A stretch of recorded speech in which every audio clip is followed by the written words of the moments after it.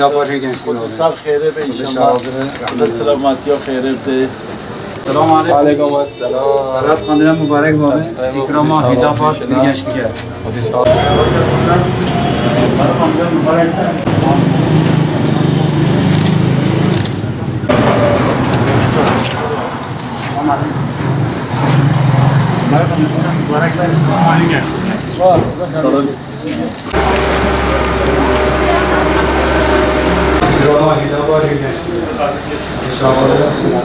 Cizre Hüdapar Gençlik Kolları olarak Berat Kandili münasebetiyle esnaflarımızı ziyaret edip ikramda bulunduk.